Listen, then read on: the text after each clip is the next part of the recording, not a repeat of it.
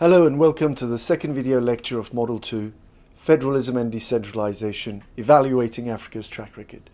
Now this model covers three core ideas in federalism. Video lecture 1 was about self-rule and shared rule.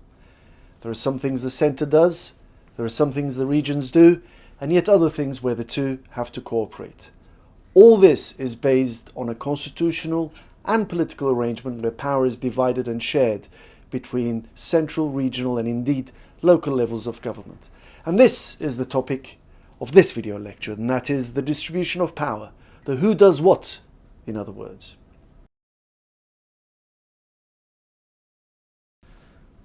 Everybody does something different in a federal system. That is because power is distributed across orders of government. In older established federations with longer histories, this has become an indispensable part of the daily politics for the citizens. For example, in Canada, a citizen inhabiting, say, the city of Montreal in the French-speaking province of Quebec deals with both orders of government, depending on the issue area. He or she would have to go into a federal government office in Montreal, where a red Canadian maple flag flutters, to renew his or her passport and deal with federal bureaucrats in English. After all, one is a Canadian citizen, the issue is national politics, and the province of Quebec is part of Canada. But when the same person has to register a change in civil status, this time he or she has to walk down to another building in the same city, but one this time has a Quebec blue fleur-de-lis flag and deal with provincial bureaucrats in French. All this is because power is distributed among orders of government. If the same citizen were to move to the city of Toronto, in the neighbouring English-speaking province of Ontario, he or she would still have to go to a federal government office in Toronto in order to renew their passport, but for civil registry this time they would have to go into a provincial government office of the province of Ontario and deal with the provincial bureaucrats, this time in English. For those of you who are either from federal countries or for those who have indeed lived in federal countries, this state of affairs appears quite natural. But for those of you from unitary countries, the different jurisdictions of different orders of government might initially appear a little confusing. What might perhaps help is to think of cops and robbers Hollywood films.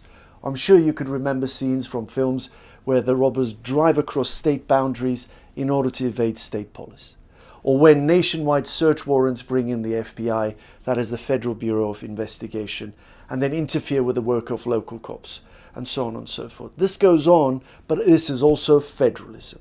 The distribution of power across jurisdictions is indeed a daily reality for citizens and governments in the federal systems. Now, what we want to do now is unpack what we mean by political power, and indeed the distribution of political power a little more. You'll remember from the overview of Module 1 the mention of trias politica, of executive, legislative and judiciary branches of governance. We are talked about how federalism territorially does what trias politica does at the centre, and that is it divides political power in order to prevent the unaccountable concentration of power. But instead of separating power between three branches, federalism does this territorially, through dividing power between the centre and the regions. Trias politica is yet again a central part of the picture when we discuss the distribution of power. Executive, legislative and judicial powers are these very powers, and their distribution across orders of government is an indispensable part of federalism and to a lesser extent of decentralization. In terms of legislative power, federalism creates two orders of government with different legislative policy areas in which they are autonomous. The list of different competences is constitutionally entrenched. That is, it cannot be changed by ordinary legislation. In some policy areas, the Constitution tells the central government and regional governments to share legislative power. But as you'll recall from the previous video lecture, sometimes our policy areas and the expectations from our governments have multiplied in the course of the 20th century. So this means we have new policy areas that Jefferson, Hamilton, Madison could not have imagined in the 18th century. So not everything could be exhaustively tallied in constitutions. What then happens is Constitutional courts get to interpret the spirit of the Constitution in order to decide who does what. Sometimes collaborative practices have already emerged through custom, underscored by practice and legal precedent.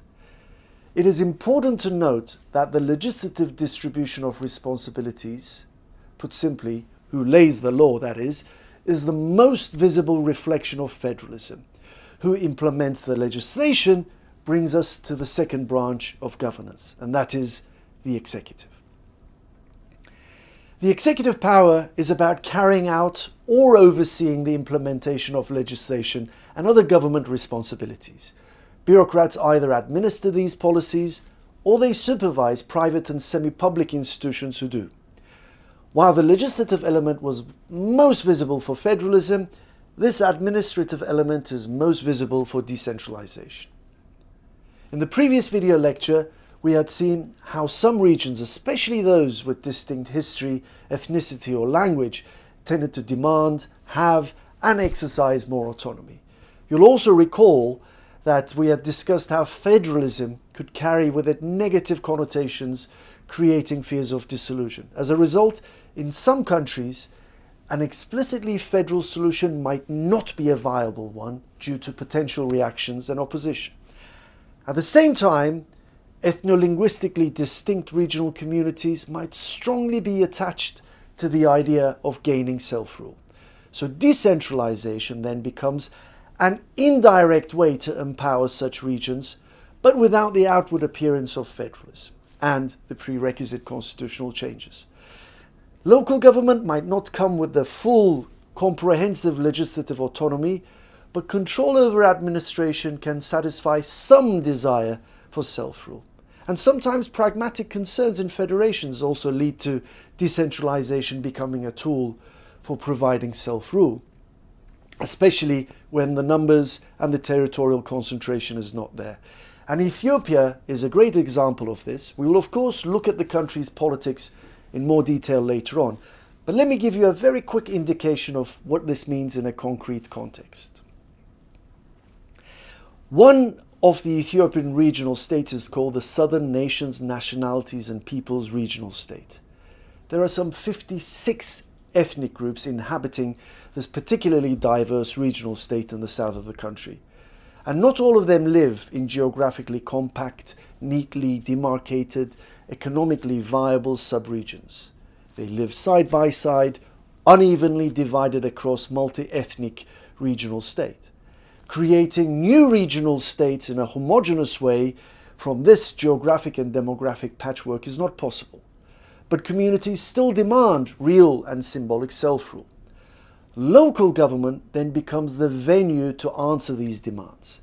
So in the Southern Nations, Nationalities and Peoples Regional State, what we then have is ethnic districts of local government where communities get to exercise, no matter how limited, a degree of self-rule. And this is matters of administration. Now, who has the legal oversight over these policy areas is for the third branch of governance, and that is the judiciary. Quite often, who does what is not very clear and needs involvement of constitutional courts or a Supreme Court. Not only are the disputes between the centre and the regions important, but also between regional states themselves, spillover effects and national priorities. In most federal systems and in all decentralized systems, judiciary is nationwide. But even when separated into regional and central courts, the judges and prosecutors often move between the levels of government, thereby ensuring a nationwide consistency in the implementation and the interpretation of law.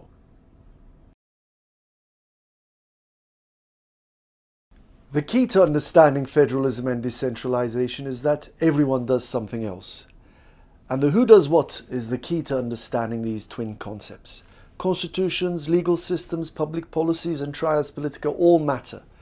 But we should resist the temptation to reduce federalism and decentralization into a technical issue. What we should remember is that people matter before anything, and that is precisely what we'll be looking at in the next video lecture. So I'll see you then. Thanks.